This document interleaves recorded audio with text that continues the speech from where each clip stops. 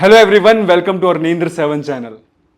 इस टाइम पर मैं जहां पर बैठकर वीडियो शूट कर रहा हूं, यहां से ठीक 40 से 50 किलोमीटर दूर हिंदू और मुसलमान के बीच में दंगे चल रहे हैं। आज की वीडियो में हम जानने की कोशिश करेंगे इन दंगों के पीछे वजह क्या है, और मैं कुछ सवाल पूछूंगा आप लोगों से जिनका जवाब आप लोग कमेंट्स में जरूर दीजिएगा। वीडियो को शुरू करने से पहले ना मैं एक सवाल पूछता हूं कि हम सब कहते हैं कि गाय हमारी माता है, गाय हमारी माता है। उसके पीछे क्या रीजन है, क्या वजह है, ऐसा क्यों कहा जाता है? शास्त्रों के अनुसार जब ब्रह्मा जी ने सृष्टि की रचना की थी ना, तो सबसे पहले गाय को ही धरती पर भेजा गया था। सभी जानवरों में गाय एकमात्र ऐसा जानवर है जब वो उच्चारण करती है तो मुंह से मां शब्द निकलता है। तो इसीलिए आप लोगों ने देखा होगा कि बहुत सारे विवाद गाय को लेकर शुरू हो जाते हैं, क्योंकि जो हम हिंदू हैं ना, हमारी आस्था जुड़ी हुई है गौ माता से। अब बात करते हैं आज के मुद्दे के बारे में। जो नूह है ना, इसकी जो पॉपुलेशन है उसमें 70% लोग करीबन मुसलमान हैं और 30% जो इसकी पॉपुलेशन है वो हिंदू है। नूह गुड़गांव के पास में पड़ते हैं, और कितनी अजीब बात है ना कि गुड़गांव पूरे वर्ल्ड में फेमस है। बहुत बड़ी बड़ी आईटी कंपनीज, बैंक्स, उन सबके हेड ऑफिसेज, फेसबुक से लेके अमेरिकन एक्सप्रेस, आप बड़ी बड़ी कंपनीज की बात करिए, उन सबके वहाँ पे आपको हेड ऑफिसेज मिलेंगे। इस मुद्दे के बारे में वैसे तो आप लोगों को खबर मिल ही गई होगी, फिर भी एक ब्रीफ में थोड़ी सी बात कर लेते हैं। हिंदुओं की शोभा यात्रा निकल रही थी और बहुत ही बड़ी संख्या में सामने मुसलमान खड़े थे। उन्होंने पथराव करना शुरू किया और दो गुटों में आपस में लड़ाइयाँ हो गई। अब बात करते हैं उसके बाद क्या हुआ। इन सारे दंगों में जाने गई 2 होम गार्ड्स की, बहुत सारे पुलिस वाले जख्मी हुए। वो पुलिस वाले जो शायद हम में से किसी के भाई थे, हम में से किसी के बाप थे। और जैसे जैसे मुद्दा बढ़ता जाएगा, जो ये जख्मी पुलिस वाले हैं, इनमें से 1 या 2 शहीद भी हो जाएंगे। ये स्टार्ट हुआ था नूह से, जो आज पहुंच चुका है सोना, गुड़गांव, फरीदाबाद, पलवल, और अगर कुछ दिन और चलता रहा तो शायद दिल्ली भी इसकी चपेट में आ जाएगी। मेरा सिर्फ और सिर्फ सवाल यह है कि इसमें जान किसकी जा रही है? शायद हम में से किसी के पिताजी की, शायद हम में से किसी का भाई होगा। गाड़ियां किसकी जलाई गई? हम जैसे आप जैसे लोगों की। दुकानें किसकी जलाई जा रही हैं? हम जैसे आप जैसे बेकसूर लोगों की। एक खबर ये आई कि सोमवार का दिन था, 3000 से 4000 श्रद्धालु नूह में जो शिव जी का मंदिर है वहां पर आए हुए थे। सावन चल रहा है, काफी भीड़ थी। और जब बाहर ये दंगे हुए तो वो 3 से 4000 लोग जो अंदर थे वो डर के अंदर ही रह गए। कुछ न्यूज चैनल्स ने इसको ऐसे दिखाया कि वहां पे उनको बंदी बना लिया गया, लेकिन द वायर की जो रिपोर्ट थी, देखिए जो भी मैं आपको बातें बता रहा हूँ ये सारी न्यूज से देखी गई है, जिसकी पुष्टि मैं नहीं कर रहा। द वायर की जो रिपोर्ट थी, जब मंदिर के पुजारी से पूछा गया तो उन्होंने कहा कि किसी को बंदी नहीं बनाया गया था। वो 3 से 4000 लोग बाहर के माहौल को देखकर डर के अंदर रह गए थे। ठीक उसी दिन रात को एक मस्जिद को जला दिया गया, जिसके अंदर एक इमाम बैठे थे, मौलाना साद। मेरा सवाल सिर्फ और सिर्फ ये है, जिस मंदिर में 3 से 4000 लोग कैद हो गए थे, उनकी क्या गलती थी? जो इमाम थे मौलाना साद, जिनकी मस्जिद को जलाने में हत्या हो गई, उनकी क्या गलती थी? एक ना क्लिप उनकी बहुत ज्यादा वायरल हो रही, कैसे उन्होंने हिंदू मुसलमान की एकता के बारे में बात की थी। हिंदू मुस्लिम बैठ के खाए थाली में, ऐसा हिंदुस्तान बना देगा अल्लाह। आज मैं आपके सामने ना एक बहुत पुरानी चिट्ठी रखता हूं। ये चिट्ठी स्वयं भगत सिंह जी ने लिखी थी। हम सबके मन में ना भगत सिंह जी को लेकर ना अटर मोस्ट रिस्पेक्ट है। मतलब आप किसी भी भारतीय से पूछोगे ना उनके व्यू पॉइंट भगत सिंह जी के ऊपर, तो कोई भी ऐसा इस पूरे भारतवर्ष में कोई भी ऐसा व्यक्ति नहीं होगा जो उनके बारे में नेगेटिव बोलेगा। तो आज मैं आपके सामने ना उनकी एक चिट्ठी रखता हूं जो उन्होंने 1928 में लिखी थी। 1928 का ये लेख है जिसमें भगत सिंह जी कहते हैं कि भारत की दशा इस वक्त दयनीय है। एक धर्म के अनुयायी दूसरे धर्म के अनुयायियों के जानी दुश्मन हैं। अब तो एक धर्म ही दूसरे धर्म का कट्टर होने लगा है। यकीन ना हो तो देख लें कि लाहौर में किस तरह मुसलमानों ने निर्दोष सिखों को मार दिया। दूसरी ओर सिखों ने भी कोई कमी नहीं छोड़ी। मारकाट इसलिए नहीं है कि कोई दोषी है, बल्कि इसलिए है क्यों वो हिंदू है, या मुसलमान हैं। किसी व्यक्ति का हिंदू होना या मुसलमान होना एक दूसरे को मारने के लिए पर्याप्त होता जा रहा है।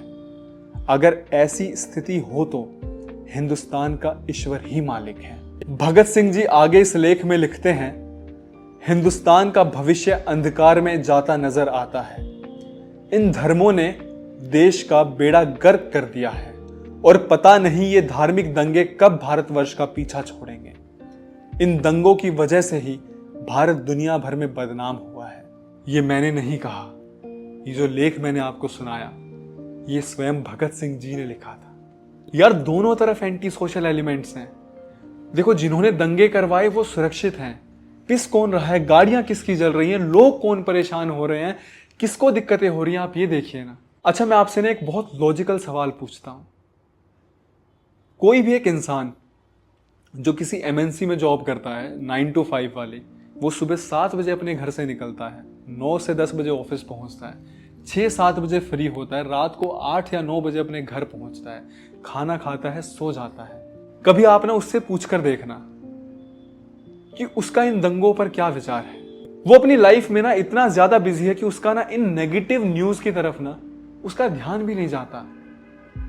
वो जिस भी धर्म का है ना, वो अपने ईश्वर, अपने अल्लाह, उसकी पूजा करता है, अपना नमाज पढ़ता है और वो खुश रहता है। 2015 की बात है, ये मैं बादशाहपुर में इंटर्नशिप करता था। ये नूह के पास में पड़ता है, जून जुलाई के आसपास की ये बात है। तो एक लड़के ने उस दिन ज्वाइन किया था हमें और मैंने उससे नाम पूछा था, वो मुस्लिम था। तो आधे घंटे बाद ना हमारे सीनियर आते हैं, वो कहते हैं चलो राउंड पे और मैं आपको सारा एक्सप्लेन करता हूँ। तो उन्होंने सारा समझाया वगैरह। उसके बाद साथ में बैठ के ही हम कैंटीन में लंच करते थे। ये जुलाई की बात है, बजरंगी भाईजान मूवी उस टाइम पे रिलीज हो चुकी थी। तो जो हमारे सीनियर हैं उन्होंने ऐसी बात बोली कि उसको सुन के ना उस लड़के की आंखों में आंसू आ गए।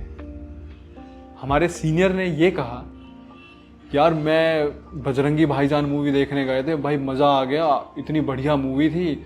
और सबसे बढ़िया सीन तो ये था कि उस मूवी में सलमान खान जब हनुमान चालीसा चलती है और जय श्री राम के नारे लगते हैं और सलमान खान खुद एक मुसलमान होकर जब पीछे से वो हनुमान चालीसा चल रही होती है, भाई सारे मुल्लों की तो फट गई होगी। और ना यार उस लड़के की ना आंखों में आंसू आ गए थे। और मैंने इशारा भी किया सर को, मैंने कहा सर कोई नहीं, मैं टॉपिक चेंज करने के, लेकिन सर तो अपना फ्लो में थे। मेरा कहने का मतलब ये नहीं है कि जो हिंदू है वही मुसलमान को दबाता है या मुसलमान हिंदू को दबाता है।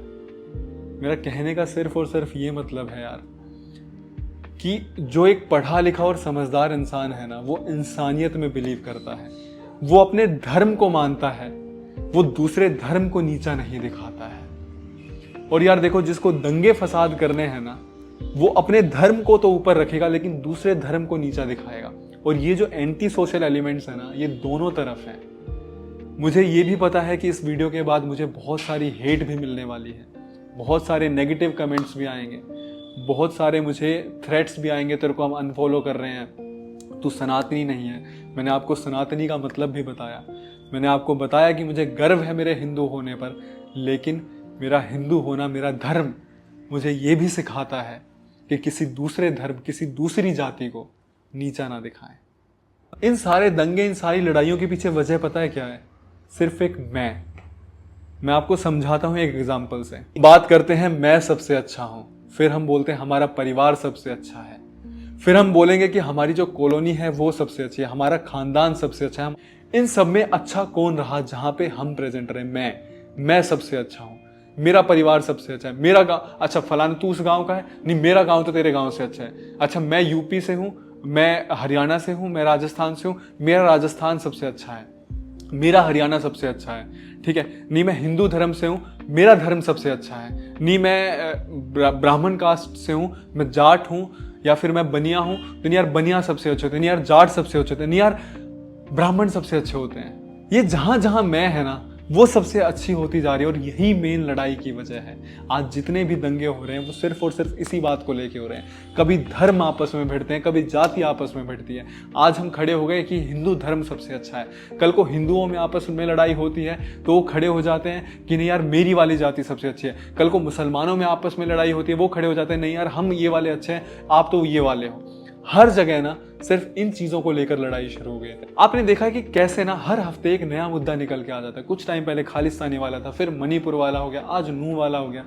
यार गांव शहर ऐसे ही जलते रहेंगे जब तक जो भगत सिंह की वो कविता थी ना, जो भगत सिंह का वो लेख था, जब तक हम उस पर गौर नहीं फरमाएंगे, जब तक हम उसे समझेंगे नहीं। अपने आप को अच्छा बनाओ, खुद पर मेहनत करो। मेरे प्रभु जो है ना वो मेरे को यही सिखाते हैं कि तू मेरी पूजा करता रहे, मैं तेरी रक्षा करता रहूंगा।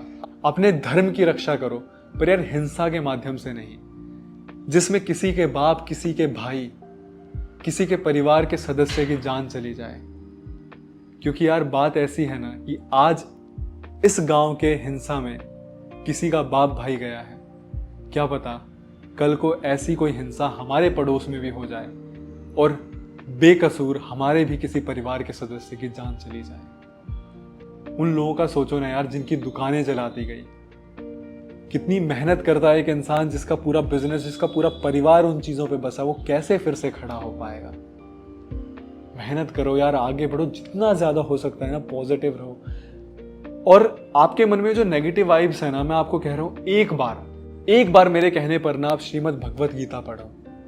आपके जो दिमाग में जो कचरा भरा हुआ है ना वो साफ होना शुरू हो जाएगा।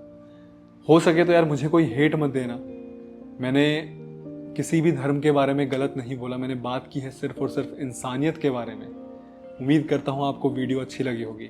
वीडियो को लाइक ज़रूर करना, अपनी राय कमेंट्स में आप ज़रूर बताना, और हो सके तो इस वीडियो को ज़्यादा से ज़्यादा शेयर करना। जय श्री राम।